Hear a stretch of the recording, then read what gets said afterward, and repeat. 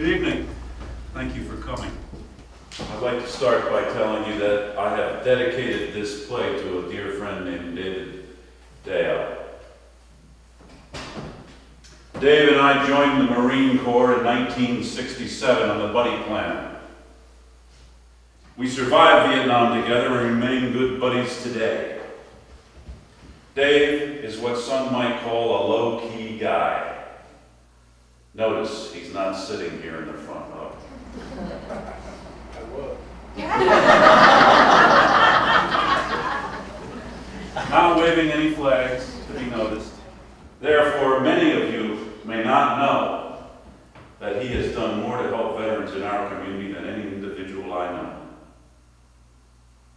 He has been the commander of the VFW several times, and the kinds of things he does is to work tirelessly at pancake breakfasts, chicken suppers to raise money that is given to veterans in need. He fields calls that come from family members of vets, vets in trouble, vets whose houses have burned down, vets who simply need to speak to someone. He goes to funerals for those vets who have passed. He organizes parades to honor vets like the one he just came from. I would like to ask each person in this theater to stand and salute Dayo and his work at being there for those of us that have needed him. And there he is. He's in uniform. Stand up.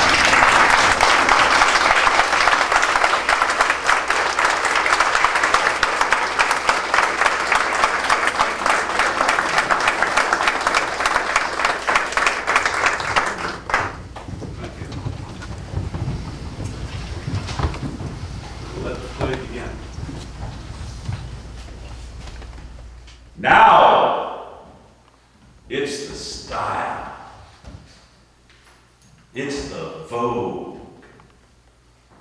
Now, finally, writers are writing about blood that's nothing but red dust. Now, kids are wearing camouflage to school and packing real M16s. Now, it's the rage. Because the rage in the Vietnam vet is old.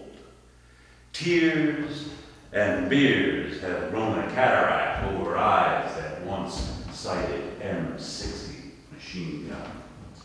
Now step up, it's hit after 40 years down the road.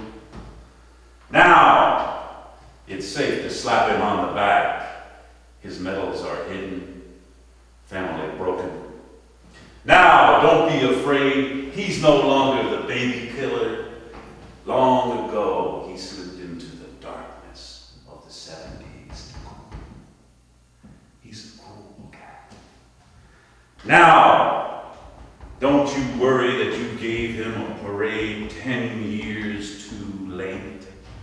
Well, you watched him slapping leather down New York City's main drag while the media crowned one last dry hump out of him. Now you can raise your hand and slap a thanks gig on the 58,000 boys who laid down in the Nam. Over 100,000. Did you hear me? 100,000 laid down here at home. And we don't count them. Suicide, man. Our kids know about that. Now, let's thank those old vets for selling their hearts and minds so cheap that we could keep what we could keep. Now, let's not forget today's young vets who are selling their hearts and minds just as cheap.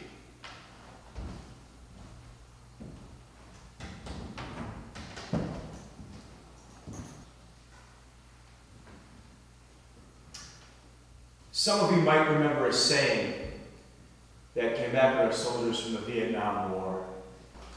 It don't mean nothing.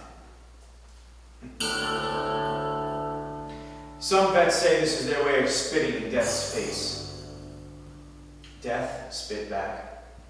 It's some 58,000 of them, and they never returned home.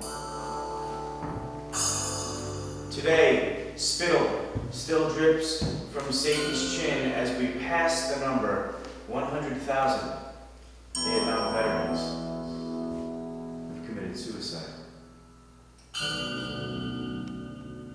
The war saying, "It seems to me life don't mean nothing."